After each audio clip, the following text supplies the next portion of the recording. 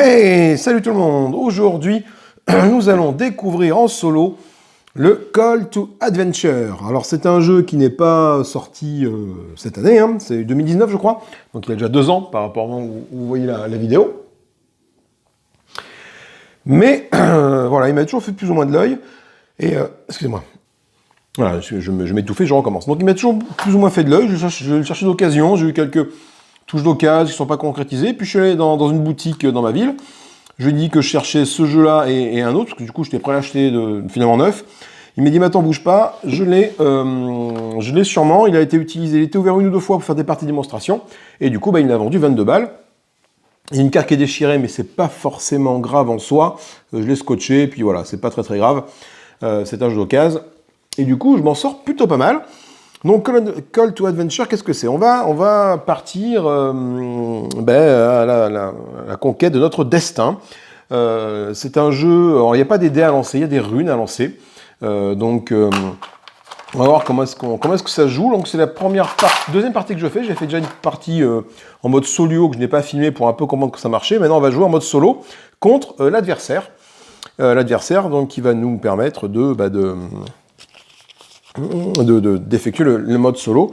Donc je crois qu'il faut sortir d'abord, je ferai ça après, d'abord on va expliquer un peu le concept du jeu. Le concept du jeu, c'est que là on a notre plateau qui est ici, le plateau de jeu. Nous avons en récap ici les différents scores qu'on fait avec les runes. Certaines runes ont des phases particulières et ça fait telle ou telle action. Nous avons des points d'expérience qui nous permettent de rajouter des runes noires à notre lancer de dés, mais si on fait une rune noire, on perd ici de la bonté. C'est pas de la bonté, c'est de la... Mince, comment ça s'appelle Ah, flûte, c'est quand même dingue ça, de chercher ces mots comme ça. Le noir, c'est la tragédie.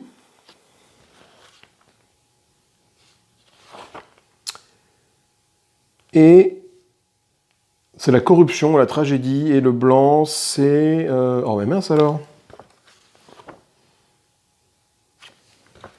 La gloire, je crois que c'est la gloire, c'est ça, hein. Triomphe, voilà, triomphe, tragédie, putain, j'y suis arrivé. Oh, en blanc, les points de triomphe, ici, c'est la triomphe, la tragédie, voilà, la corruption, c'est ça. Donc, on gagne des points à la fin de la partie, soit en ayant des points donc, de triomphe, ou des points de tragédie. Sachant que si on descend trop bas dans la corruption, on aura moins 4 points de triomphe à la fin de la partie et pas de bonus des points de tragédie. Donc il faut arriver à gérer en fonction de notre personnage, si on est plutôt du côté du bon, du côté du bien, du côté du mal, et pour avancer dans la quête et du coup permettre de vaincre l'adversaire. Quand tu joues à plusieurs, celui qui obtient le plus de points sur la feuille de score à la fin de la partie est déterminé, est considéré comme étant le meilleur aventurier. Et après, il y a une partie, je trouve ça très sympathique, où tu vas raconter ton histoire, parce que les cartes que tu vas tirer vont te permettre à la fin de la partie de narrer une histoire selon ton imagination. Donc tu as une carte ici qui va être ton origine, une carte qui va être ta motivation, et une carte ici qui va être ton destin. Voilà. Donc on nous recommande de piocher la première partie une carte.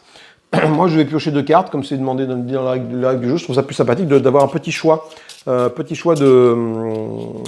orienter ton personnage sur ces cartes-là, cette carte-là et cette carte-là. Voilà.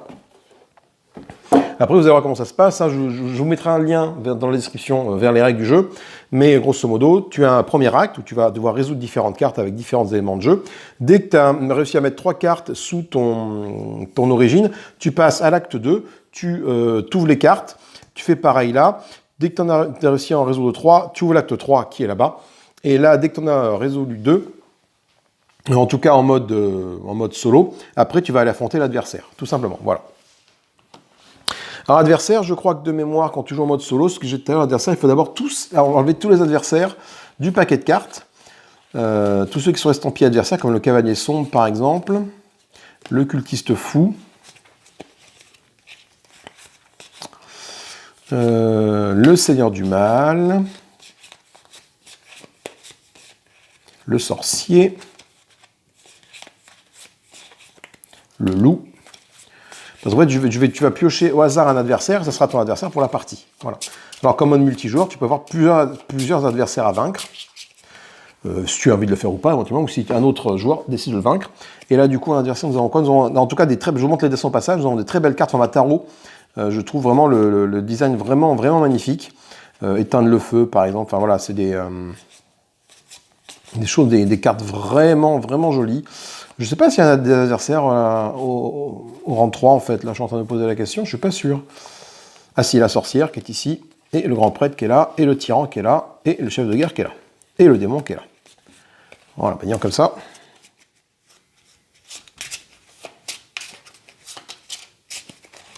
Ok. Donc, voici tous les adversaires qu'on va pas rencontrer dans le jeu. Donc, je vous passe les petits symboles ici. Mais grosso modo, hein, voilà, enfin, là, quand tu auras vaincu, tu auras un symbole comme ça, tu auras une rune de plus pour certains défis à relever comme ça, et tu gagnes 6 points de victoire. Pour le vaincre, il faut faire une difficulté de 8, et tu peux lancer les gemmes de cette valeur-là et de cette valeur-là pour vaincre le démon. Voilà. Et puis, il se passe des trucs à ce niveau-là ici. Donc, ça, ce sont les différents adversaires que je vais mettre ici, face cachée devant moi. Je vais prendre le bouquin pour la règle solo et voir comment ça se passe. Donc déjà, on va commencer par choisir un adversaire. Voilà, avant de prendre ma destinée en main, je vais choisir un adversaire. Ça va peut-être pouvoir orienter mon destin. Suivez la mise en place habituelle avec les actions suivantes, pages 2 et 3. Alors, à moins qu'on commence par choisir d'abord son bonhomme avant de choisir l'adversaire. Là, je ne sais pas. On distribue les cartes, on révèle son personnage, on prépare les paquets d'histoire.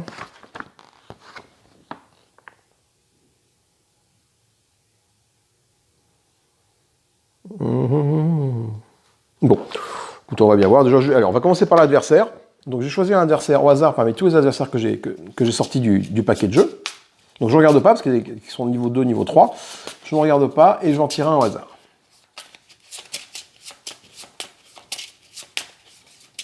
Ce sera toi.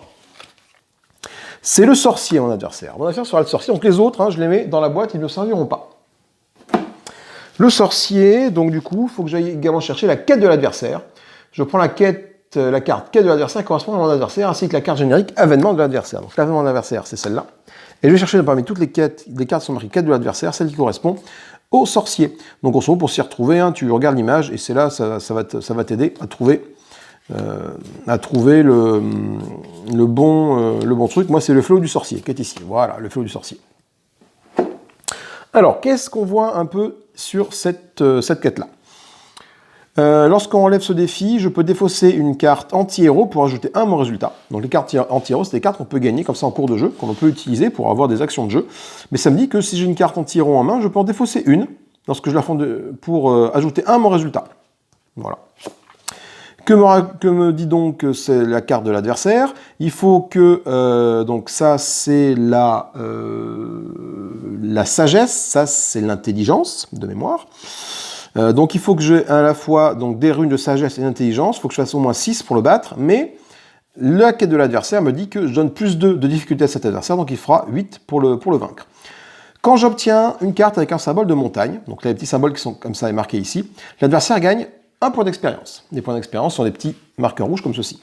Une fois par tour, je peux défausser 2 cartes anti-héros pour voler une expérience à l'adversaire. C'est que je prends une expérience de l'adversaire et je le mets dans mon expérience à moi. Voilà. Et on a également ce qu'on appelle l'avènement de l'adversaire. Donc juste la condition de victoire sous...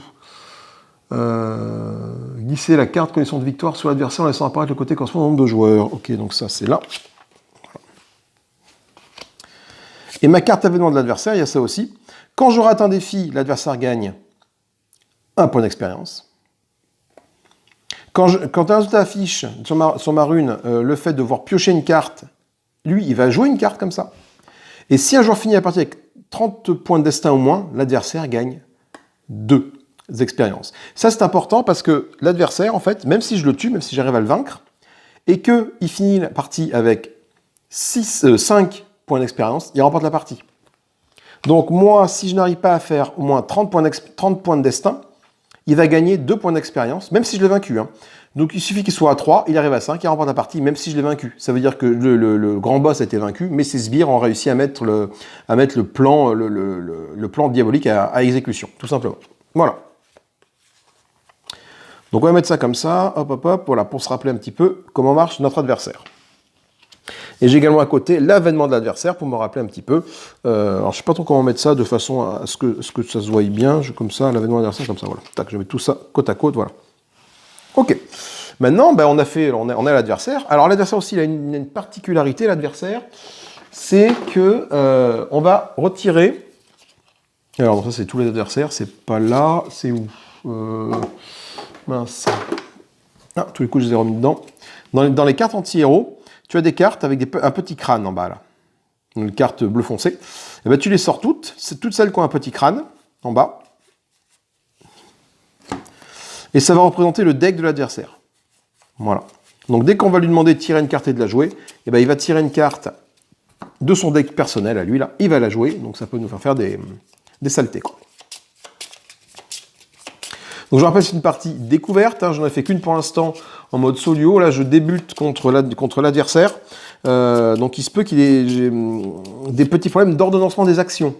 Tu vois, voilà, quand je pioche une carte, quand je la joue, ça peut se télescoper avec lui, donc voilà, je préfère vous prévenir tout de suite. Ok, maintenant, bon, on a ça, on a les runes, on va lancer les runes, donc on verra après au fur et à mesure du jeu comment ça se passe. Et moi, ben donc, je vais pouvoir choisir enfin mon personnage et ma destinée. Donc là, je vais pouvoir choisir mon origine, je vais pouvoir choisir ma motivation, et je vais pouvoir choisir ma destinée. Donc je mélange les cartes origine et je vais en piocher deux et choisir celle qui m'intéresse. J'en prends deux. Soit je peux être un colon, soit je peux être un disciple. Le colon, par défaut, il aura une rune bleue de magie, une rune bleue d'endurance. Le disciple, par contre, aura une rune bleue de sagesse, une rune violette d'intelligence. La couronne, c'est quoi? C'est le charisme. Où sont la description des runes? Tika tika touk, décalé-kata. Je sais que dans les livres de règles, il y a une description des runes quelque part. La fac, elle est ici. C'est le charisme, c'est tout à fait ça. Alors, en première partie, ils nous disent aussi de piocher une seule carte de là, une seule carte de là, pour ne pas avoir de choix à faire. Et également, ils disent d'enlever certaines cartes qui sont là-dedans. Dans les cartes de l'acte 1, acte 2, acte 3, ils te disent d'enlever, par exemple, les cartes alliées et les cartes adversaires. Donc, les cartes adversaires, je les ai forcément enlevées, parce que mon adversaire, c'est le sorcier qui est ici. Donc, du coup, ben voilà. Les cartes alliées, par contre, je les ai laissées dedans. Voilà. En fait, ce sont des cartes qui vont venir après m'aider, mais qui vont, entre-temps, augmenter la difficulté de défi à réaliser. Donc, soit je peux être un disciple, soit je peux être un colon. Alors, ils ont chacun également des pouvoirs. Une fois par tour en cas d'échec à un défi de sagesse ou de charisme, je veux payer 2 d'expérience pour essayer. Ce qui peut être intéressant parce que lui, il me demande justement de la sagesse. Sinon, j'ai le colon. Le colon, lui, qui me dit, lorsqu'un défi, si vous avez au moins une de vos runes, si au moins de vos runes a pour résultat bouclier ou petite baguette, donc je cherche petite baguette, c'est là, comme ça, voilà. Je gagne un point d'expérience lors d'un défi. Donc ça permet de gagner de l'expérience gratuitement, ce qui peut être pas mal. Le con. Mais avant de choisir mon truc, je pense que je vais tirer les 2 cartes de motivation et mes 2 cartes de destinée, et après je ferai un mix de tout ça. Ma motivation, quelle est-elle? Alors, soit j'ai fait vœu de vengeance, ça me rapporte 2 points à la fin de la partie, 2 points de victoire, mais 2 points de... Ah là là, pas de triomphe, 2 points d'infamie? Non, pas d'infamie. Putain, mais pourquoi j'ai du mal avec ces termes techniques, là, qui sont finalement pas si techniques que ça? De tragédie, voilà. Soit je peux être un protecteur dévoué. Donc, du coup, c'est vraiment deux trucs différents. Alors, une fois par tour, que fait le protecteur dévoué? Une fois par tour, je peux dépenser 1 de trucs pour gagner plus une icône défense jusqu'à la fin du tour. C'est-à-dire que plus je vais avoir d'icônes, plus je vais lancer de runes associées. Là, par exemple, là, avec celle-là, je lance une, mais si je prends ça, je dépose 1, et tu vois, tac. Ça peut y avoir ça. Sinon, j'ai le vœu de vengeance, qui me dit que lorsque je rate un défi, ou que je sacrifie un allié, je gagne 1 d'expérience de plus. Ça peut être intéressant, parce que quand je rate les défis, je vais pouvoir augmenter de l'expérience, et l'expérience, c'est ce qui va me permettre de pouvoir jeter des runes sombres pour pouvoir m'aider. Là, du coup, je suis un peu mitigé sur les deux, je ne sais pas trop quoi faire. Ça peut être intéressant, être le colon, parce que du coup, ça lui ferait 2 runes comme ça. en dépensant une compétence, ça peut être intéressant, sauf que malheureusement, le sorcier n'a pas besoin vraiment d'endurance pour être vaincu. Donc on va voir un peu laquelle je vais choisir. Donc ça, c'est ma motivation. Et il me reste du coup à faire mon destin. Donc je vais franchir 2 cartes. Alors ça, en mode multijoueur, les destins, tu les mets face cachée. Il n'y a que toi qui les vois. En mode solo, je vais bien sûr le révéler. Je peux devenir à la fin, je peux être héros du destin. À la fin de la partie, si j'ai un symbole de chaque rune, je gagne 9 points de triomphe. Ou je peux être le maître des murmures, qui me dit qu'à la fin de la partie, je gagne 1 point de tragédie pour chaque icône dextérité ou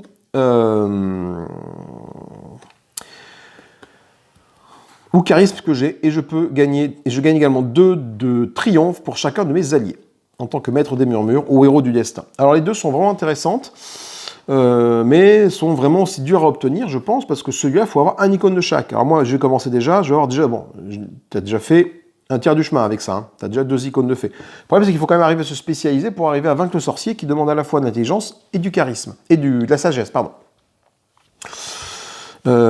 Sachant que là, ça demande également...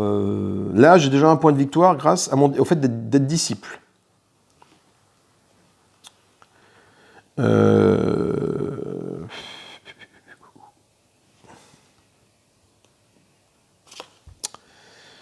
Qu'est-ce qu'on va prendre? Le disciple. On va peut-être prendre le disciple, le colon. Après, ça je pense c'est intéressant, parce qu'en cas d'échec à un défi de ce type-là, je peux payer 2 pour essayer. C'est-à-dire que si jamais j'échoue contre le sorcier, je paye 2 et je réessaye. Réessayer, c'est que tu prends les runes que tu as utilisées pour ce test-là, et tu les relances.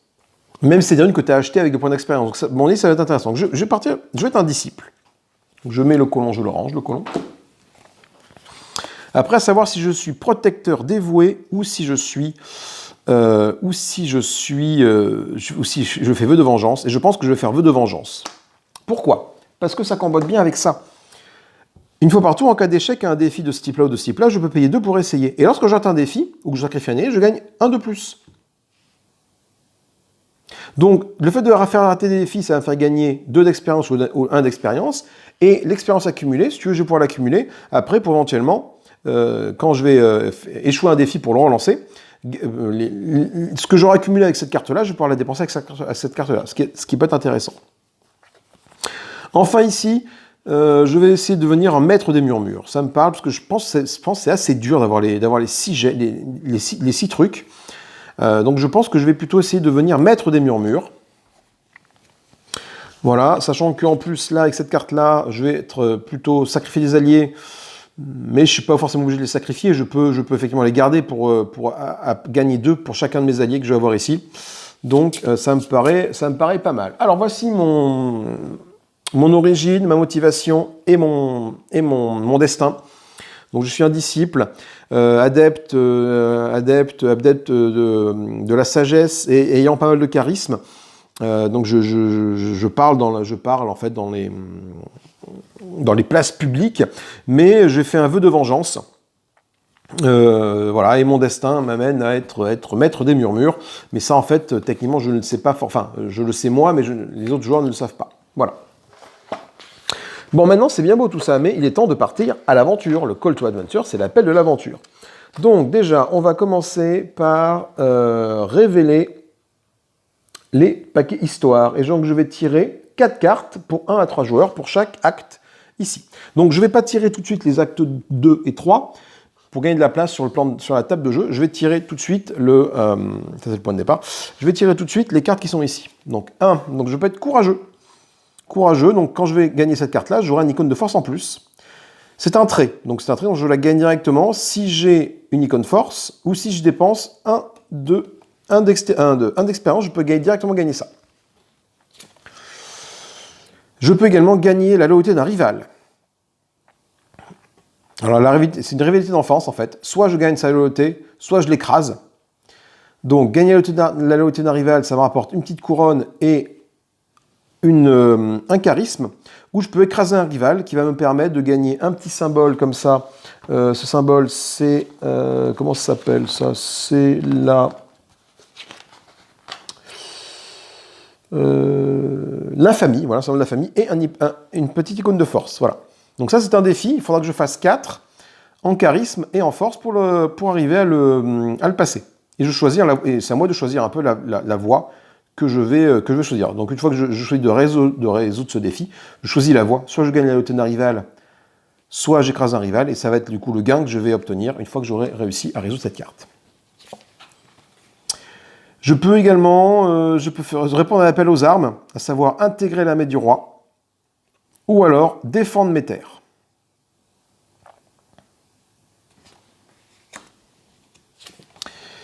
Et enfin, je peux du coup poursuivre dans les bois, je me suis poursuivre par les bois, je peux échapper à mes poursuivants, ou je peux trouver une place forte. Mais trouver une place forte, ça me fait quand même plus 1 de difficulté à ça. Donc, mais en le faisant, je vais pouvoir piocher une carte, ça c'est les cartes héros, carte blanche, et gagner un peu de symbole de sagesse, qui peut être intéressant, ce petit symbole de sagesse, parce que je rappelle que pour le sorcier, il me faut un maximum de sagesse. Voilà. En début de jeu, on commence également avec une carte héros dans la main. C'est l'échappée belle. Avant de relever un défi, j'ajoute une rune dextérité ou endurance à ma tentative. Et ça peut être très intéressant de faire ça. Alors, les points que tu gagnes à la fin de la partie, pour gagner des points, parce que tu vois, ce point qui est ici, ne va compter que si tu joues ta carte. Si ta carte, tu la gardes dans ta main et que tu ne la joues pas, et ben en fait, à la fin de la partie, elle ne te comptera pas comme un point de victoire. Donc, tu as tout intérêt à jouer un maximum de cartes héros ou anti-héros pour gagner des points. Donc, premier tour de jeu, c'est à moi de jouer. Qu'est-ce que j'ai envie de faire? Le courageux, c'est bien, mais pour gagner le courageux, il faut que je dépense 1 d'expérience ou je la gagne automatiquement si j'ai un de force. 1 de force, je ne l'ai pas encore. Je pourrais avoir 1 de force si j'arrive à résoudre la rivalité d'enfance. J'aurai 1 de force ici ou 1 de charisme. Ou également, si je réponds à l'appel aux armes, j'aurai 1 de force ou 1 d'endurance. Par contre, j'ai bien envie d'aller échapper à mes poursuivants. Donc je suis poursuivi dans les bois. Je fais une poursuite dans les bois. Et je vais tenter de trouver une place forte, en fait. Ça fait une difficulté de 3 et un 4, mais ça va me permettre d'obtenir ça et ça. Donc voyons voir. Pour résoudre ça, il faut que je lance des runes de dextérité et des runes de sagesse, en plus de mes runes de base. Donc j'ai 3 runes de base, en fait. Voilà, j'ai 3 runes de base. Et les runes que j'ai emmagasinées dans mon histoire. Ça, c'est toute mon histoire. Donc là, je vois que là, j'ai une rune de sagesse. Donc je prends la rune de sagesse. Donc la rune de sagesse, ce sont les runes vertes. Donc il y a 3 runes à chaque fois. 2 runes qui ont un score de 1 et un score de 2. Et une rune spéciale que je vais pouvoir lancer à partir du moment où je vais avoir 3 symboles identiques, enfin en tout cas de la rune correspondante dans mon histoire. Mais là pour l'instant, j'en ai que 2. Donc en fait, là pour l'instant, je vais lancer ça. Et je vais jouer mon échappée belle, qui me dit qu'avant de relever un défi, je vais ajouter une rune dextérité ou constitution à ma tentative. Et ça tombe bien parce que celui que je veux faire, en fait, là, il y a besoin de la dextérité. Donc je rajoute une rune dextérité. Les runes dextérité, ce sont les runes bleues, comme ça, donc je prends une rune qui a cette valeur-là. Voilà. On va lancer les runes et on va voir un peu ce qui se passe. Alors, je peux également, si j'ai envie, rajouter des points d'expérience ici pour ajouter des runes sombres. Les runes sombres, en fait, vont me permettre là de faire un succès, là d'avoir 2 succès, mais je baisse mon marqueur de corruption de 1 niveau. Donc j'arrive ici. Vous voyez que tant que je suis là, je peux jouer à la fois des cartes héros et anti-héros, des cartes héros anti-héros. Quand je serai là, je ne pourrai jouer que des cartes anti-héros. Voilà. Donc, ce que je vais faire, c'est que j'ai envie d'utiliser quand même 1 d'expérience pour ajouter une rune à mon jet. Voilà.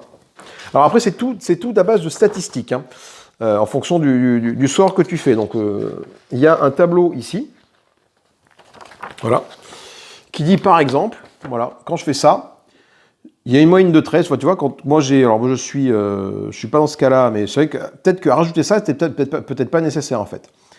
Les runes de base, en fait, tu peux faire un score mini de 0, un score moyen de 1,5 et 3 au maximum.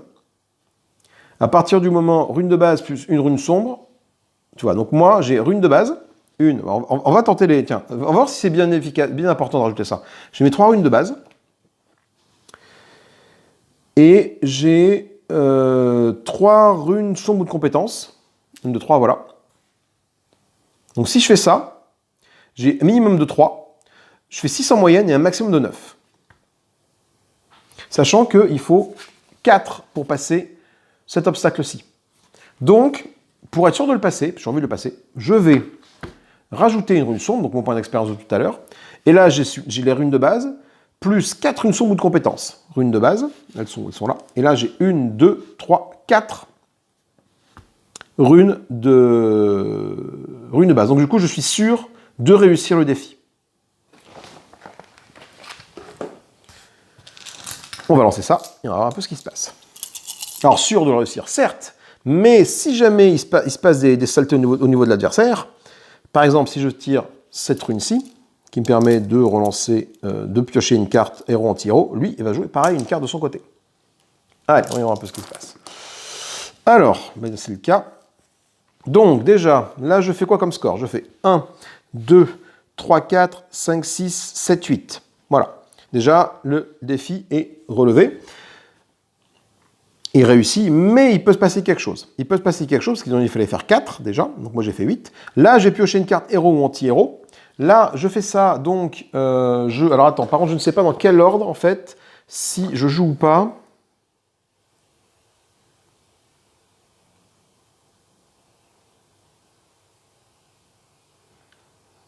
Ok, je pioche la carte maintenant. Cette carte-là, je la pioche maintenant.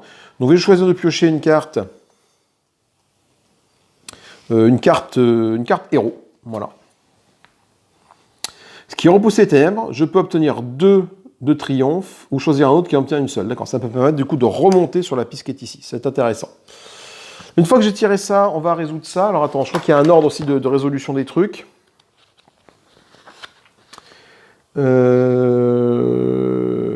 Par contre, est-ce que ça parle du mode solo là? Je sais pas trop en fait. Quand est-ce qu'il tire une carte lui? Donc il faut que je vois un petit peu.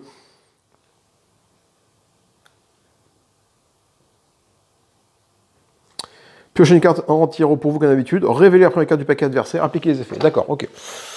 Donc, ça, je pense à baisser mon marqueur de 1 ici. Voilà. Et je vais prendre la carte qui est ici, parce que j'ai obtenu cette symbole-là, et le retourner et l'appliquer. Un joueur de votre choix doit sacrifier un allié. S'il s'agit de vous, prenez une corruption et 2 points d'expérience. Alors du coup, je n'ai pas d'allié en fait sur moi. Je n'ai pas d'allié, donc du coup cette carte-là, on me dit bien que si la carte n'est pas pertinente, comme trahison cruelle, comme toute trahison, si aucun est en jeu, défaussez-la simplement. Donc ok, donc j'effausse la carte, et il a joué un peu dans le vide. Ok. Moi j'ai pioché ça, donc du coup je vois que j'ai bien fait mon score nécessaire, donc 1, 2, 3, 4, 5, 6, 7, 8. Il fallait faire 4. Je remets toutes les gemmes dans le paquet de gemmes, je garde les gemmes par défaut à côté de moi. Hop, là. Voilà. Et je gagne ça. Comme j'ai décidé de trouver une place forte, je la mets dessous. Ça me permet quoi? Vu que j'ai réussi à gagner ça, je vais tirer une carte héros, qui est celle-là. On va la lire juste après. Et je mets ça dessous. C'est-à-dire qu'à partir de maintenant, je peux lancer... J'ai 2 symboles gemmes comme ça. Donc je peux lancer 2 gemmes de type sagesse. Relevez le défi qu'un adversaire va de rater. Si vous réussissez, passez votre prochain tour. Alors là, du coup, effectivement, c'est un petit peu con-con. Mais je ne pourrais pas m'en servir parce que je suis tout seul. Donc du coup, qu'est-ce qui se passe en solo si Est-ce que je peux jouer une carte sans en appliquer l'effet juste pour gagner le point? Alors, fais voir.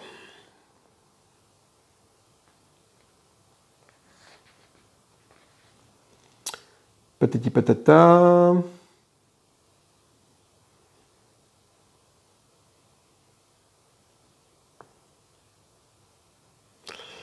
Eh bien, c'est pas forcément indiqué. Je pense que ça, c'est une carte, mais du coup, qui ne me servira pas en solo, que je ne pourrai pas jouer. Deuxième chance, relevez un défi qu'un joueur adverse vient de rater. Si vous réussissez, passez votre prochain tour. Mais vu que je suis tout seul, bah, cette carte-là, c'est un point que je ne pourrai jamais gagner. Bon, bah écoutez. Tant pis pour moi. Ok. Et du coup, ce qu'on fait, c'est qu'on va révéler une nouvelle carte qui est ici. C'est l'aventureux. C'est un trait. Je gagne ce trait si j'ai un symbole d'endurance ou si je dépense un d'expérience. Est-ce que j'ai de l'endurance? J'en ai pas. Ok, mais c'est pas forcément grave pour l'instant. Alors, qu'est-ce que je peux faire? Alors, je peux toujours claquer un d'expérience pour retirer une carte et en mettre une autre à la place. Voilà. Le problème, c'est que là, j'ai pas forcément beaucoup de cartes intéressantes. Alors, faut pas que je joue celle-là. Faut pas que je la gagne, celle-là, aventureux. Pourquoi? Parce qu'elle a une montagne dessus. Et on me dit que le fléau du sorcier, en fait, quand j'obtiens une montagne, il gagne un point d'expérience. Donc, non, non, non, non, non. Je vais pas, donc celle-là, je vais pas la prendre. Donc, je serais bien tenté d'utiliser un expérience pour la dégager. Sachant que l'expérience, je vais en gagner quand je vais rater des défis. Donc, ça peut être intéressant, en fait, de d'épurer un petit peu. Donc, je claque un d'expérience. J'enlève cette carte-là. Je la mets sous le paquet. Et j'en mets une nouvelle à la place. C'est d'un dangereux artefact. Donc soit je saisis son sombre pouvoir, soit je résiste à la tentation. Alors le problème là aussi c'est pareil, c'est que je n'ai aucune compétence pour aller chercher ça. Mis à part mes runes de base, il faut faire 4, mais c'est également, ça me demande de l'endurance et de l'intelligence, que je n'ai pas. Moi j'ai charisme et sagesse. Donc il va peut-être falloir qu'au moment que j'aille chercher peut-être d'autres runes. Si je fais ça, ça peut être intéressant. Ça, je vais gaspiller, je pense. Je vais gaspiller mon endurance qui est ici. Allez, pour devenir courageux. Je suis un disciple courageux et j'ai cette classe forte que je trouve m'a donné du courage. Maintenant, j'ai droit à une gemme de force quand je vais faire des défis associés à la force. Je ne vais pas parler en termes de points de victoire à faire, les icônes ici comptent. Si jamais tu as au moins 2 icônes de la même type, tu gagnes des points de victoire. Si jamais tu n'as qu'un seul icône, tu n'en gagnes pas. Donc il faut essayer de capitaliser sur les icônes ici pour gagner des points de victoire. C'est pour ça que celui-là m'intéresse énormément, parce que je sais que mon maître des murmures est de ce type-là, tu vois. On tire une nouvelle carte. Je peux voler pour survivre. Alors, c'est un creux hiver. Soit je vole pour survivre, soit je vais chercher de la nourriture. Alors, j'ai pas envie d'aller chercher de la nourriture parce que si je fais ça, c'est une montagne. Et la montagne, mis à part que ça vous gagne, ça lui fait gagner un point d'expérience. Et ça, j'ai pas envie. Alors, attention, je suis déjà à 2 cartes dans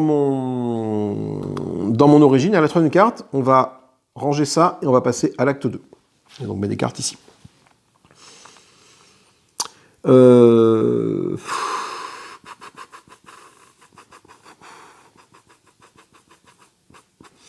Saisir son pouvoir, ça peut être intéressant, parce que ça me rajoute quand même une gemme comme ça, et cette gemme comme ça, c'est une gemme que lui,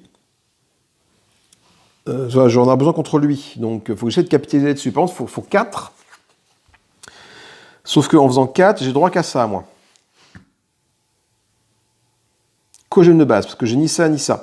Et le problème, vu comme j'ai ni ça, c'est comme si je l'avais échoué, et je n'ai plus de point d'expérience pour pouvoir rajouter des gemmes sombres. Donc du coup, c'est un petit peu embêtant. Donc il va falloir plutôt que j'essaye de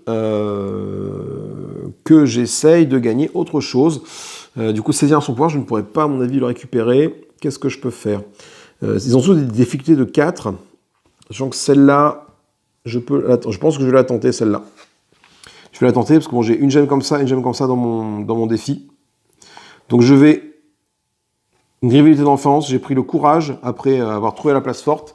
Je suis un disciple, voilà, je me suis enfui dans les bois, j'ai trouvé une place forte, ça m'a donné du courage, ça m'a donné envie d'aller casser la tête à mon rival d'enfance pour gagner sa loyauté.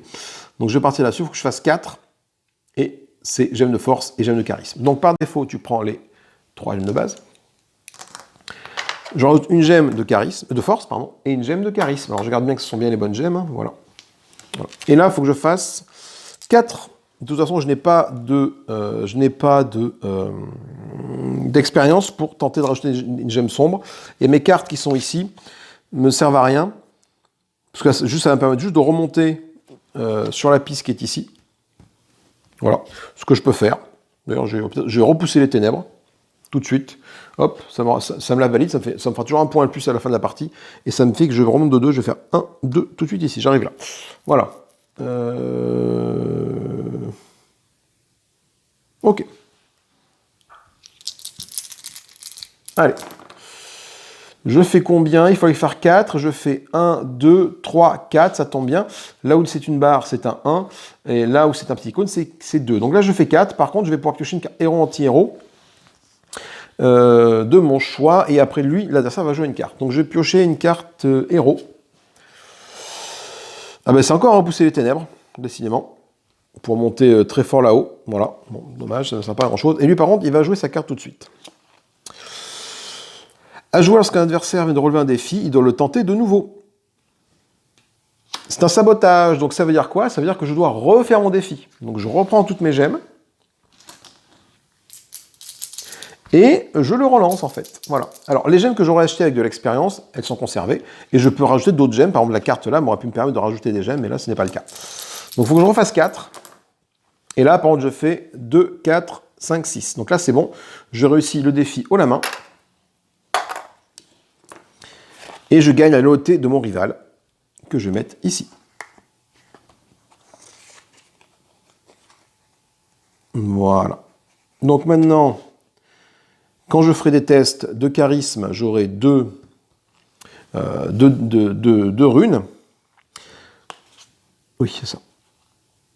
Et ça va bien aller avec ça, parce que du coup, j'ai déjà des points de victoire, parce que j'ai 2 symboles identiques à ce niveau-là.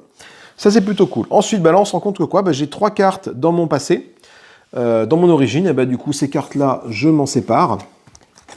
Alors, en multijoueur, tu les laisses, parce que les joueurs qui sont un peu à la traîne, eux, ils continuent à jouer avec, mais ils peuvent quand même gagner les cartes de l'acte 2. Et on va maintenant mettre en place des cartes du coup de l'acte 2 pour voir un peu ce qui se passe. Alors là, c'est la carte cassée dont je vous parlais. Ce qui permet d'escalader le sommet. Donc, il faut 5 en constitution en sagesse, soit le sommet glacier, soit jusqu'à le sommet, je gagne 2 points de victoire et un symbole d'endurance. Soit je peux trouver un savoir enfoui qui me permet de gagner une carte, un symbole comme ça, une carte comme ça et un symbole de sagesse. Je pense que j'irai, à mon avis, faire ça. Pourquoi? Parce que ça fera un symbole de sagesse en plus et j'ai déjà 2 symboles de sagesse sur mon personnage. 1, 2, ce qui fait que il y a moyen de faire quelque chose. Ensuite, là, nous avons ouvrir la pièce secrète. Ça, c'est aussi intéressant. Donc, la chambre des secrets, soit j'ouvre la pièce, soit j'obtiens un savoir oublié. Donc, les gains sont un peu différents. Soit une carte anti-héros et un symbole de dextérité, soit un parchemin et une petite baguette d'intelligence qui peut être bien toujours contre le sorcier. Nous, on peut les faire un vol audacieux, à savoir on peut les voler les riches ou donner aux pauvres. Alors, donner aux pauvres, c'est plus dur, mais ça rapporte comme 2 points de victoire, un symbole de charisme. Et voler les riches, c'est... Voler les riches, c'est... mince. Un symbole de justice, c'est ça? Un symbole de la justice, là, je cherche le truc, c'est... justice, alors voilà. Une carte anti-héros et de la dextérité. Et enfin, je peux aller faire un tour de garde, donc veiller sur la ville, pour gagner également ça. Ou alors capturer le criminel. Plus 1 de difficulté, symbole de justice, 1 point de victoire, 1 point de dextérité. Ça, c'est intéressant parce que ça permet de gagner ça, en fait. Et un autre petit symbole. Donc, je pense que je vais peut-être partir faire un tour de garde. Je pense que je vais partir là-dessus.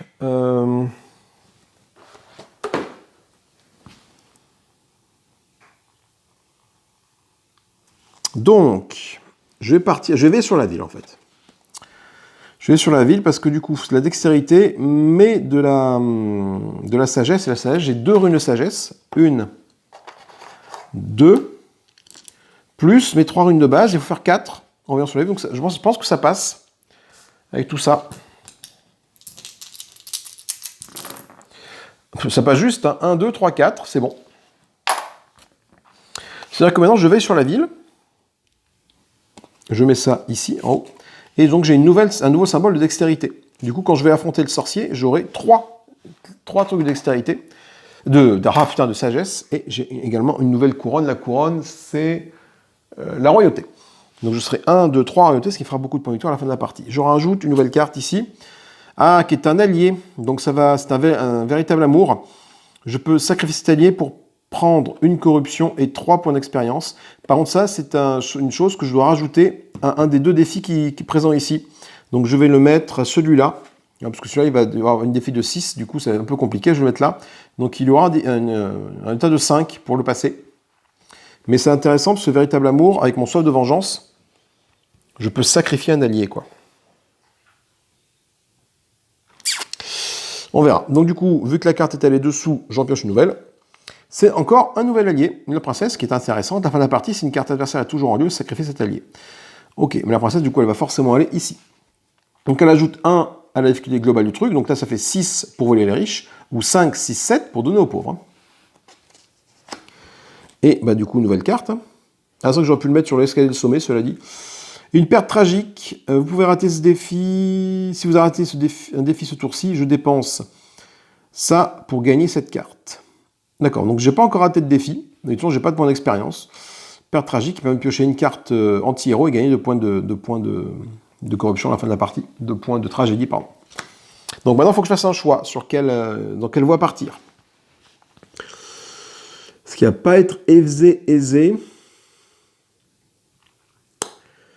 Dans le sens où scaler le sommet avec mes 3 gènes, ça devrait passer, mais les autres ne me permettent pas vraiment de faire des trucs intéressants. Là, il faut que je fasse 5. Moi, j'irais bien tenter ça, le véritable amour, pour gagner ça, parce que je vais en avoir besoin contre le sorcier. Faut que je fasse 5. Le problème 5, c'est j'ai ni dextérité, ni intelligence. Ça veut dire que je vais devoir faire 5 avec juste ça. Ce qui en soi est impossible à faire. Et j'ai plus d'expérience pour ajouter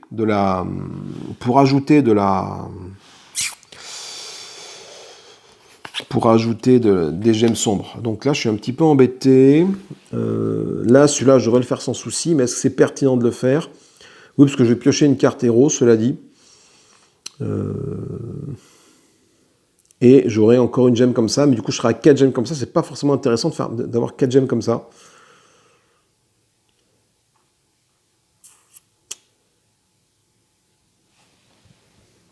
Ah là là, je sais pas quoi faire. Je sais pas quoi faire. Oh, j'aurais bien l'occasion d'avoir d'autres symboles comme ça ici. Mais là, tu vois, là. Ah, après, j'ai le charisme ici, là. J'ai 1 en charisme. 1 en charisme, il faut que je fasse 6 là, pour avoir la princesse, là. C'est impossible. 6 ou 7. 1 en charisme, ça me rajoute juste une gemme ici. Donc, ça passera pas. Ah non, j'ai 2 charismes. Ah! Je vais tenter de voler. Tenter de donner aux pauvres. 5, 6, 7. Je suis pas sûr d'arriver à faire 7 avec ça, moi. Comment est-ce que je peux faire 7 avec ça? Fais voir si je fais ça, ça et ça. 2, 4, 5, 6, 7. Il faut que je fasse un jet parfait. Donc c'est impossible à faire. C'est impossible à faire, mais allez, je le tente. Au pire, ça me fera un point d'expérience.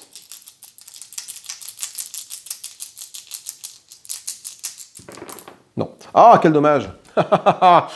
Quel dommage. 1, 2, 3, 4, 5, 6. Et là, il fallait que je fasse 5, 6 et 7. Ah, quel dommage. Donc, du coup, lorsque je rate un défi, ou chaque défi, je gagne 1 de plus. Donc, j'ai raté un défi. Ça me fait gagner 2 XP pour ça. Parce que durant, quand tu rates un défi, tu gagnes un XP. Mais une fois par tour, en cas d'échec à un défi, je peux payer 2 pour essayer. Bah, je vais pas le faire. Parce qu'en fait, j'ai quand même besoin de ça pour gagner des gemmes noires. Donc, tant pis. Tant pis, ce défi est un échec. Alors, comme ce défi est un échec, on n'oublie pas de rajouter un point d'expérience à l'adversaire, qui est donc à 1 sur 4. Voilà. Et on tire une nouvelle carte ici. Honorable. Je peux gagner ce trait si j'ai ça. Ça peut être intéressant, ça, effectivement. Donc, je pense que je vais le faire tout de suite. C'est gratuit. J'ai une couronne, là, donc une royauté. J'en ai même 1, 2, 3. Donc, ça fera 4 avec celle-là. Et je gagne une petite épée. Donc, du coup, j'ai encore une épée. Donc, j'ai 2 épées. Pour certains trucs, ça peut être intéressant. Attention, par contre, je suis à 2 sur 3. Le prochain défi que je vais révéler, ça va être ça. Donc là, je peux diriger une attaque. Ah, c'est très intéressant, ça. Faire 5, c'est une guerre des tranchées. Soit je dirige l'attaque, soit je guéris les blessés, au choix. Je pense que je vais diriger l'attaque, à mon avis. Pourquoi? Parce que j'ai déjà ma gemme ici, là. Là, je gagne un petit symbole comme ça, étoile, j'en ai pas, donc c'est pas forcément important. Là, je gagne un autre truc comme ça. Le problème, c'est que dès que j'en ai 4, ça fait 8 points de victoire. Donc, je suis déjà 1, 2, 3, 4. Pas grand intérêt d'en gagner un de plus. Par contre, avoir une épée en plus, c'est bien, parce que du coup, pour tous les défis de force, j'aurai 3 épées. 3 gemmes. Ou alors je guéris les blessés, à ce moment-là. En guérison blessé, j'ai un truc comme ça fera, bon, ça fera que 3 gemmes, hein, peu importe, mais je commence à avoir des petites étoiles, et j'ai un point de victoire à la fin de la partie en plus.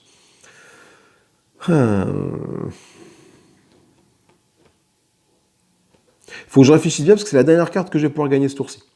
Ici en tout cas. Je voudrais bien gagner celle-là, mais j'arrive pas à l'avoir. Hein. Et plus ça va être dur de gagner des cartes comme ça. Quoi. Bon, allez, je vais faire ça, je vais diriger l'attaque. Ça me permet de tirer une carte héros, de gagner une gemme, gagner une carte héros si je la passe, et faire ça. Donc du coup, j'ai pour réaliser ce défi, il me faut donc des gemmes de force ou des gemmes de sagesse. Dans sagesse, j'ai mes sagesse, et force, j'en ai 2. J'en ai déjà 2. 1, 2, et sagesse, 1, 2, 3. Donc ça, c'est bon. Donc je lance tout ça.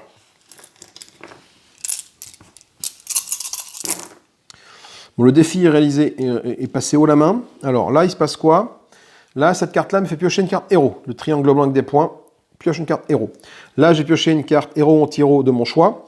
Et là, j'ai 2, 4, 5, 6, 7. Donc, et l'adversaire va tirer une carte. Donc là, je vais tirer une carte héros. Donc je tire une carte héros. Qui me dit qu'avant de relever un défi, j'ajoute une rune à ma tentative. Ça, c'est plutôt mal, attaque surprise. Et je vais tirer une carte anti-héros, plutôt. Lorsque je peux le tenter de nouveau en ajoutant une rune sombre. Ça, c'est intéressant. Implacable. Pourquoi je prends ça? Une rune anti-héros, parce que là, une anti-héros, je peux défausser une carte anti-héros pour ajouter 1 à mon résultat, ici, quand je vais affronter le sorcier. Donc ça peut être sympa d'avoir au moins une carte anti-héros, même si je la joue pas, parce que je suis quand même du côté de la lumière. Même si je ne la joue pas, je peux la piocher. Ok, ça c'est fait. Par contre, lui, il va tirer une carte de son paquet et il va la résoudre. À jouer lorsqu'un adversaire vient de relever un défi, il doit le tenter de nouveau avec plus 1 de difficulté. Oh putain, donc j'avais que maintenant, je dois relancer tout ça. Et je dois faire 6 au lieu de 5. Large. 1, 2, 3, 4, 5, 6, 7, 8. Et ça... non, ça c'est ça. 8, moi j'ai 10 là, j'ai plus qu'il en faut. 2, 4, 6, j'ai 10. Ok. Donc là, le défi est passé haut la main. Je gagne donc. J'ai dit que j'allais diriger l'attaque, c'est ça, voilà. Donc j'ai le droit de piocher une carte également. Maintenant, je pioche une carte. Une carte héros. Ah, ça c'est très bien ça. Avant de relever un défi, j'ajoute ça ou ça à ma tentative. C'est-à-dire que quand je vais aller combattre le sorcier... Alors c'est l'adversaire ou pas? Est-ce que ça marche contre le sorcier, ça? C'est une bonne question. Est-ce que le sorcier est considéré comme un défi ou pas? L'adversaire, fais voir. C'est une carte défi spéciale. Ok, donc ça me dit que c'est une carte défi spéciale, mais c'est une carte défi quand même. Ok, donc du coup, c'est avec mon esprit éblouissant. Je vais donc pouvoir au moins lancer ça pour combattre le sorcier. Après, le sorcier, je peux aller le combattre un peu quand je veux, cela dit. Hein. Donc ça, tout ça, on le défausse, parce que j'ai atteint 3 cartes ici. Non, je ne vais pas le combattre quand je veux, le sorcier. Non, il faut d'abord que j'arrive à l'acte 3 qui est ici. Et il faut que je passe 2 cartes. Et la 3e carte que je vais mettre là, ce sera le sorcier. Donc, première carte, c'est je peux aller écraser un colosse. Donc c'est colosse des ténèbres. Il me faut de la force ou de la... consistance pour le tuer. Soit je l'escalade, ça fait une montagne, mais bon, je vois pas l'intérêt parce que c'est une montagne, donc l'adversaire gagne un point d'expérience. Soit je peux l'attaquer, mais il faut 8 pour la battre. Ça fait quand même 5 points de victoire. Et une gemme comme ça. Donc des gemmes comme ça, j'en ai déjà 3. 1, 2, 3. Ça va être compliqué d'aller le taper pour faire 8, sachant que j'ai pas de... Ouais, non. Je peux également aller affronter l'élémentaire incontrôlable. Il me faut de la magie, mais j'en ai pas, et de l'endurance, j'en ai pas. Soit j'éteins le feu, ça fait une montagne, 2 points de victoire et un icône de magie. Soit je peux dompter la flamme vivante. Je tire une carte de ténèbres et je gagne 3 points de corruption. 3 points de tragédie. C'est très bien, ça me permet de gagner ça. Éventuellement, ça lui fait une montagne. Et quand lui, c'est une montagne, hop, il va gagner un point d'expérience. Après, moi, une fois par tour, je peux défausser 2 cartes anti-héros pour voler un expérience à l'adversaire. Carte anti-héros, pour l'instant, j'en ai qu'une. Hein. Mais bon. Alors ensuite, l'antre de la sorcière, je peux succomber à la magie noire ou je peux vaincre la sorcière. C'est 7 pour la réussir, cette action. C'est bien, ça m'intéresse. problème, il faut de la magie et de la dextérité. Et j'ai ni l'un ni l'autre. Et enfin, la crypte des horreurs. C'est intéressant ça. Je peux désarmer un piège mortel, ça fait gagner de la dextérité. Ou je peux aller détruire une demi-liche. J'ai une difficulté de 7. Ça me rapporte un icône comme ça, mais ça fait quand même 4 points de victoire à la fin, ce qui n'est pas dégueulasse. Alors, voyons voir. De toute façon, j'ai quand même des points d'expérience ici. J'ai pas mal de cartes en main, mais qui ne me servent pas à grand-chose. Je vais commencer par repousser les ténèbres tout de suite. Voilà. Ça me fait grimper de 1 ici. J'arrive à 8. Pourquoi je fais ça? Parce que comme ça, c'est une carte, au moins, ça fait un point de victoire. Je suis sûr de l'avoir à la fin de la partie.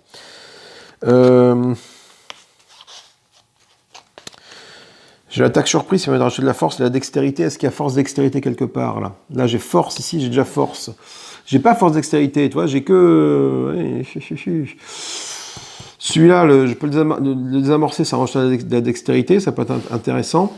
Si j'ai la dextérité, du coup, je serai combien d'icônes dextérité? Je serai à 1. Un icône dextérité. Et là, je serai à... Ouais, pourquoi pas. Ça peut se tenter comme ça. Alors, on va faire ça en 2 temps. Je vais aller dans la crypte des horreurs et je vais tenter de détruire la demi-liche.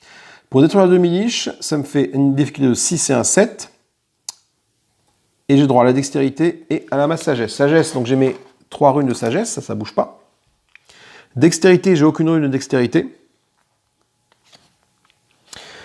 Mais à jouer avant de relever un défi, j'ajoute une rune à ma dextérité, à ma tentative. Alors attends, les cartes, je peux en jouer autant que je veux des cartes de ma main. Tiens, c'est une bonne question ça. Avec autre action possible, librement, jouer une carte. Vous pouvez, ok, autant de fois que possible. Ok, ça marche. Donc je peux faire ça. Donc j'ajoute un jet de dextérité à manger, plus ça, plus ça. Ok. Et puis c'est à peu près tout. Est-ce que je rajoute de la magie noire? Là j'ai 1, 2, 3, 4, 5, 6, 7. J'ai 7 runes d'après les cahiers statistiques. Runes de base plus 4. Minimum 4, maximum 11, moyenne 7,5. Donc j'ai une chance sur 2 à peu près de le vaincre. Allez, une chance sur 2, c'est pas déconnant une chance sur 2. Donc pour être sûr de le vaincre, je vais claquer 2 ici. Et je rajoute 2 dés noirs. Voilà, et là du coup j'ai beaucoup plus de chances d'y arriver.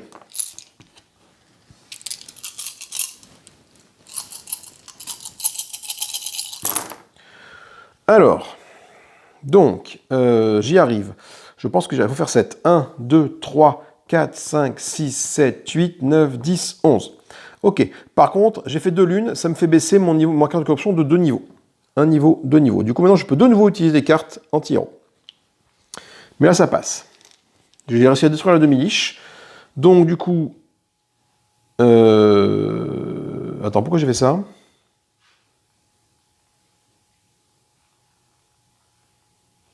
Mais non, c'était pas ça mon plan. Non, mon plan c'était de désamasser le piège mortel. Eh oui, je m'en fous de la demi-liche, moi. Donc en fait, je veux gagner de la dextérité. Je veux gagner de la dextérité pour aller, après, affronter la sorcière. Oui, donc c'est ça, voilà. Et donc là, j'ai merdé. Bon. Donc du coup, oui, mon plan, oui. Donc, pourquoi ça m'aide à affronter la demi-liche? Rien du tout. C'était désarmer un piège mortel qu'il fallait que je fasse. Voilà. Bon, bah, je me suis rajouté la difficulté pour rien. Pas grave, j'ai craqué des trucs pour rien. Tant pis. Oui, parce que sinon ça n'a aucun sens. Moi je voulais gagner de la dextérité pour justement après aller succomber, enfin affronter aller dans l'ordre de la sorcière pour utiliser ma dextérité pour pouvoir gagner ça. Combattre en première ligne, alors du coup, soit je guide les rebelles, alors c'est l'armée du tyran, soit je gagne encore une icône de force, soit je guide les rebelles et je gagne un icône de charisme. Un symbole comme ça, et ça c'est 7 de difficulté. Alors 7 de difficulté, alors là du coup là il faut que je fasse... En fait, j'ai un choix qui s'impose, à savoir, voilà, la carte d'après, c'est ce qui va me permettre d'aller affronter le sorcier. Mais je n'ai toujours pas d'intelligence. Et pour avoir l'intelligence, il faut que j'aille affronter toi. Toi ou toi. Donc là, de toute façon, il faut de l'intelligence, j'en ai pas. Et si jamais je prends l'intelligence pour t'avoir toi ici, c'est une montagne, ça rajoute de l'expérience à l'adversaire, je n'ai pas envie. Soit je vais... Alors dans la sorcière, je choisis de vaincre la sorcière, il faut faire 7. Je gagne effectivement ce que je veux, ce dans quoi je suis parti. Il faut faire 7 et il faut de la dextérité. Et dextérité, j'ai 1. Donc, grosso modo, c'est comme si je faisais ça. Et c'est là que ça va pas du tout, parce que ça va pas du tout, quoi. Parce que j'aurais jamais 7, là. Comment je peux faire 7 comme ça? Je peux pas faire 7, hein. Là j'ai 2, 3, 4, 5. J'ai 5. Oh putain, mais j'ai mal calculé mon coup, hein. J'ai mal calculé mon coup. J'ai même plus d'expérience non plus pour utiliser, donc il faut vraiment que je fasse un combat. Donc du coup, je vais pas, tant pis, je vais pas miser sur la magie pour vaincre le sorcier. Je vais partir en première ligne. Là, je suis quasiment sûr de l'avoir, celui-là. Parce que il faut de la force, j'ai 3 de force. La charisme, j'ai 2 de charisme, donc j'ai pas mal de runes. À la fin de la partie, ça va permettre de gagner. J'ai guidé les rebelles, en fait. Pour gagner 3 points, un autre point de charisme, et surtout ça, pour avoir 2,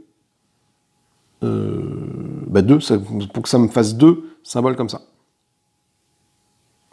Donc je vais tenter de l'armée du tyran, je vais aller guider les rebelles. Donc j'ai mes 3 gemmes de base, je prends mes 3 gemmes de force, parce que j'ai 3 en force. 1, 2, 3. Et j'ai droit à du charisme, j'ai 1, 2 de charisme, donc j'ai droit à 2 gemmes de charisme qui sont ici. Voilà. Donc là, de toute façon, je n'ai pas le choix, je suis obligé de lancer ça.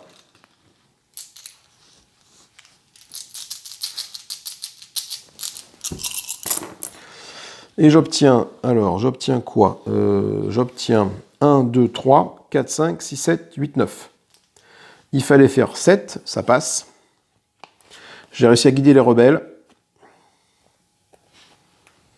Tac.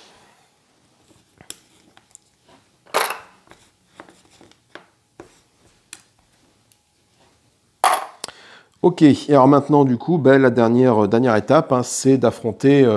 donc ça disparaît, parce que de toute façon, ma dernière étape, c'est forcément d'aller affronter l'adversaire. L'adversaire qui est ici. Alors, attends, je vais le décaler un peu sur le côté pour que on soit tous dans le champ. Voilà. Et affronter l'adversaire, donc je vais commencer par mettre ça. Avant de jouer au relevé un défi, j'ajoute une rune charisme ou intelligence à ma tentative. Donc je vais rajouter une rune intelligence, celle-là. J'ai mes 3 runes de base. Et j'ai mes 3 runes de dextérité. Voilà. Et là, je suis un petit peu embêté parce que du coup, je n'ai pas d'expérience pour rajouter des runes sombres. Ce que je vais faire, c'est que si je vais défausser mon implacable, qui est ici, pour ajouter 1 à mon résultat. Voilà. Je peux défausser une carte anti-héros, c'est ce que j'ai fait, pour ajouter 1 à mon résultat. Donc du coup, finalement, il faut que je fasse 6, 7, 8. Moins 1, il faut que je fasse 7. Alors, mais je crois que je ne les ai pas, les 7, là. Je ne les ai pas. Comptons. 1, 2, 3, 4, 5.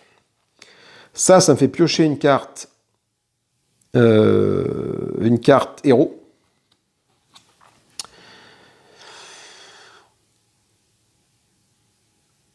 Ah, votre prochain défi, ça c'est intéressant, ça par contre. Je jouerai peut-être après. Mais il faut donner ça à un autre joueur. Mais si j'ai pas, comment je fais? Ah mais je vais le gagner, c'est bon. Ensuite, là, je pioche une carte anti-héros. Pourquoi? Parce que pour être sûr de pouvoir redéfausser une carte anti-héros au prochain tour. La carte anti-héros à jouer lorsque vous voyez un défi. Choisissez une rune déjà lancée et retenez sur l'autre face. Ah! Je peux jouer tout de suite ça. Je suis en train de relever un défi. Donc comme je suis en train de relever un défi, je regarde un peu comment ça se passe. Je crois que c'est ça, hein, l'ordre de résolution du truc. Hein. Je vous la piocher immédiatement. Si c'est une carte jouable lorsque vous relevez un défi, vous pouvez la jouer avant la résolution du défi en cours. Donc, avant de résoudre le défi en cours, je peux faire ça. Je peux jouer contourner les règles. Parce que ça tombe bien, je suis arrivé à ce niveau-là. Donc, je peux jouer les cartes anti-héros. Donc, je peux choisir une rune déjà lancée, je la retourne sur l'autre face.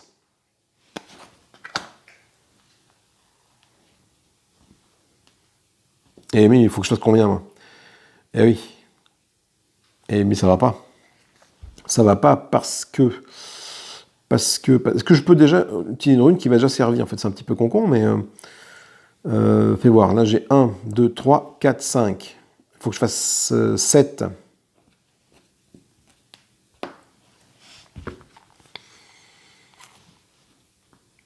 Si je fais ça,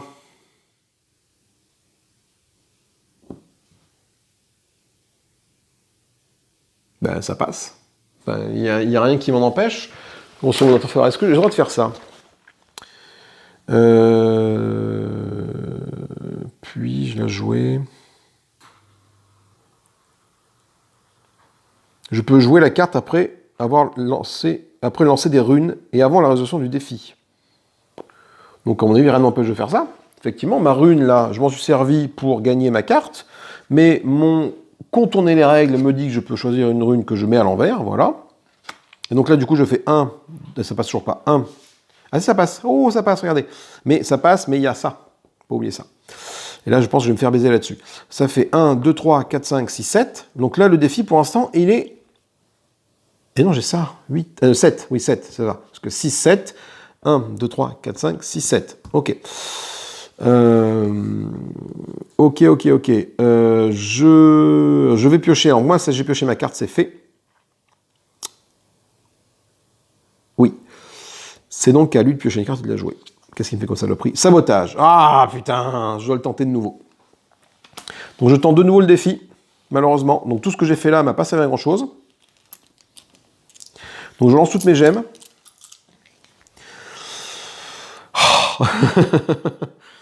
Ah là là là là là là. Allez, on y croit. Et là, je fais 1, 2, 3, 4, 5, 6. Là, je fais que 6, là. Là, j'ai pas assez. Là, je fais que 6. Eh non, j'ai ça aussi, l'implacable. Ça reste, ça. Ah non, mais qu'est-ce que j'ai fait? Ah non, ça, je l'avais défaussé pour relever un défi. Ah oui, non, ça, c'est une carte que j'avais défaussée.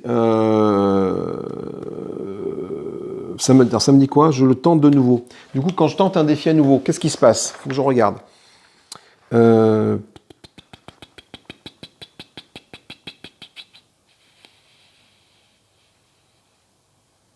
Quand une carte héros anti-héros m'oblige à recommencer un défi que je viens de relever, dois-je de nouveau payer les runes sombres utilisées? Non. Les runes sombres déjà payées en expérience, ainsi que toute rune ou avantage obtenu par carte héros anti-héros peuvent être utilisées durant la seconde tentative. Ok. Du coup, cette carte-là, je m'en suis servi pour ça, par ça, donc du coup, ça me fait bien plus 1 pour ce résultat, parce que du coup, ça conserve. Et donc, j'ai fait 1, 2, 3, 4, 5, 6, 7. Là, ça passe. Et ça me permet de vaincre toi. Voilà. Ok.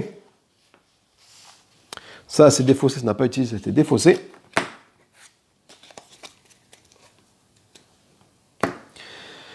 Et il est temps de compter les points. Donc pour ça, il me faut un petit stylo et la feuille de soir que voilà. Alors attendez. Parce que moi, je vais revenir mon micro, sinon ça ne marchera pas bien. Donc les points, nous allons compter au niveau du décompte des points. Les points de triomphe et tragédie présents sur vos cartes personnages afin de déterminer votre destin. Donc, pas grand-chose en fait en termes de... Ah si, hein, ici, là. Là, j'ai 9 points. 3, 3, 6, 3, 9. 9 points de triomphe. Et là, j'ai pas de point de triomphe. Donc 9 points de triomphe ici. Les points de tragédie, j'ai 2 points. Je gagne 1 point par champ d'expérience sur ma possession, j'en ai pas. Je gagne, chaque carte héros vaut 1 point, quel que soit votre niveau de corruption. Donc carte héros, j'en ai 4. 1, 2, 3, j'en ai 5. 1, 2, 3, 4, 5. Chaque carte anti-héros gagne 1 point, quel que soit mon niveau de corruption. Donc je gagne 1 point. Donc il y a des cartes que j'ai en main, là, que j'ai pas pu jouer, notamment le compagnon d'armes, qui aurait été très bien. Mais je pense que j'aurais pas pu la jouer parce que je n'avais pas d'expérience, en fait. Ok, et ensuite on va compter les icônes qui sont présentes dans mon histoire. Donc l'histoire, c'est tout ce qui est là. Donc les icônes. Alors les icônes, c'est bien simple. Là, la justice, j'en ai un. J'en ai qu'un. Et ben donc 1, ça fait 0 point. 0 point également pour le parchemin. Le parchemin, ça fait... C'est quoi le parchemin? C'est la là, les arcanes, donc 0 point. Par contre, j'ai 1, 2, 3, 4, j'ai 5 royautés, donc 5, ça fait 8 points. Ouh, que ça va être juste. Ouh, que ça va être juste. Si le joueur finit la partie avec moins de 30 points de destin, l'adversaire gagne 2. Ah, ça passe. Est-ce que j'ai moins de 30 points de destin? 9 et un 10. Ah oui, j'ai moins de 30 points de destin, là. J'ai 25 points de destin, c'est pas beaucoup. Hein. 9 et un 10. 8 et 2, 10. 25 points. Là, je n'ai que 25 points de destin. Ce qui fait que lui gagne 2 points d'expérience. Ça passe. Ça passe parce que même si j'ai moins de 3 points de destin, moins de 30 points de destin, ça lui fait gagner 2. Il est qu'à 3 sur 5. L'adversaire ne remporte pas la partie. Nous avons donc vaincu le sorcier et il est temps de vous narrer mon histoire. Alors, voyons voir un petit peu. Est-ce que je garde ce que j'ai dit tout à l'heure? Oui, tout à fait. J'étais un disciple de rue. Hein, j'haranguais les gens sur la place du village. Mais j'étais constamment embêté par un rival qui faisait un peu pareil et qui n'arrêtait pas de me rabrouer. Et comme je manquais de courage, j'ai décidé de partir en forêt et à la recherche d'une place forte dont j'avais entendu parler. Cette place forte m'a donné le courage nécessaire pour aller gagner la loyauté de mon rival dans un duel, face à face.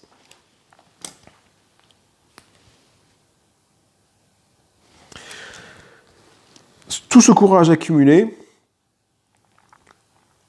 m'a permis, entre guillemets, alors comment je peux tourner ça? Ah, c'est pas facile. C'est un exercice qui n'est pas facile hein, finalement d'arriver à mettre les cartes ensemble. Mon vœu de vengeance est lié au fait que dans ma jeunesse, j'ai perdu quelqu'un de très proche qui a été tué par le sorcier maléfique, et j'ai fait vœu de vengeance d'arriver à tuer ce vil sorcier. Pour ce faire, du coup, je me suis engagé dans la milice pour veiller sur la ville, ce qui m'a valu d'être reconnu comme quelqu'un de très honorable au sein de la ville, et j'ai été nommé capitaine pour avoir fait diriger finalement l'attaque contre le repère du sorcier, qui a été repéré dans la forêt, là où la place forte, non de la place forte qui a été trouvée dans ma jeunesse. Pendant cette attaque, j'ai réussi à engager avec moi une équipe de rebelles et j'ai pu les guider jusqu'à l'antre du sorcier, afin d'aller le combattre. Dans cet antre de sorcier, nous avons réussi à désarmer un piège mortel qui aurait pu nous coûter la vie à tous. Et à la fin de ce labyrinthe, nous sommes allés oxyre le sorcier maléfique qui avait tué mon amour de jeunesse. Et donc ma soif de vengeance, mon vœu de vengeance a été rempli, en fait. Voilà.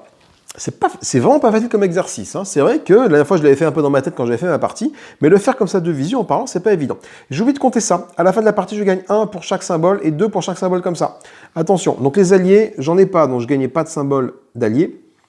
Et également, je suis devenu un maître des murmures avec tout ça. Voilà. C'est une conclusion un peu rapide. Hein. Le fait de vaincre le sorcier m'a donné le titre de maître des murmures au sein de la ville, dans laquelle je suis désormais chef de la milice et maître des murmures de la ville. Voilà. Je gagne 1 de corruption pour chaque icône, ça et ça, j'ai oublié de le faire. Donc là, j'ai 1, 2, 3, enfin je gagne que 3 points, ce qui fait que du coup, j'arrive en fait à 28 points au total. 28, voilà. Plus 3. J'ai oublié de faire ça. Ok. Eh ben, c'est un très bon jeu. Franchement, la partie durait une petite heure parce que j'ai blablaté, mais c'est un jeu justement où tu blablates et c'est très intéressant de voir comment, d'une carte à l'autre, en fait, tu crées finalement ton aventure, quoi. Tu crées ton aventure.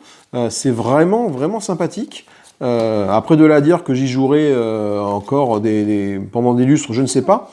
Mais ça donne envie d'y rejouer. Le système des ruines est vraiment sympa. Ce sont des dés, mais finalement des dés plats, hein, il n'y a pas de fion. Mais ça donne un petit côté vraiment, vraiment sympathique. Avec ces notions d'origine, de destinée. Alors, tu vois, tu as des cartes, voilà, enfin, t'en as, tu vois, des cartes, hein, donc vu que tu en pioches 2 à chaque fois, tu as moyen de comboter entre ça, ça et ça, de ne jamais faire la même, à la fin de la partie, de jamais narrer la même histoire, quoi. parce que finalement, tout l'intérêt du jeu, bon, mis à part le système des runes, etc., tout l'intérêt du jeu est finalement de stimuler un peu ton imagination, de façon à essayer de créer la plus belle des histoires à la fin de la partie, en fonction des aventures que tu as eues, que ça soit dans ton origine, dans ta motivation ou dans ton destin, et d'arriver à faire une histoire qui tienne la route, parce que je suis pas sûr que la mienne tienne la route, hein, celle que je vous ai faite, hein, c'est pas forcément mon truc, mais voilà. Après, ce qu'il faut savoir, c'est qu'en cas d'égalité, sur le score final entre les différents joueurs, eh bien, va être déclaré vainqueur celui qui aura fait l'histoire la plus sympa, tout simplement. Voilà. Voilà, les joueurs vont voter entre eux pour savoir quelle est l'histoire la plus sympathique, et c'est ce qui va permettre de déterminer quel va être le grand gagnant de l'histoire, tout simplement. Voilà. Écoutez, moi je vous fais des gros bisous, j'espère que ça vous a plu. En tout cas, moi je me régale avec ce petit jeu. C'est vraiment sympa, ça paye pas le mie. Il y a quand même pas mal de matos, la boîte est quand même assez grosse avec toutes les runes et tout. Donc il y a moyen franchement de faire des bonnes parties. Après, je pense que ce jeu, si jamais tu joues pas avec des personnes qui sont peut-être amateurs de jeux de rôle, la partie narration à la fin de la partie, ils vont peut-être avoir du mal. Mais il y a quand même, tu embarques quand même à l'aventure, justement, c'est un call to adventure, l'appel de l'aventure, tu embarques vraiment, même si t'es pas forcément adepte des jeux de rôle et d'imaginer une aventure à tes personnages, le fait d'avoir les cartes va te permettre de stimuler ton imagination, et ça, je trouve ça très sympathique. Voilà.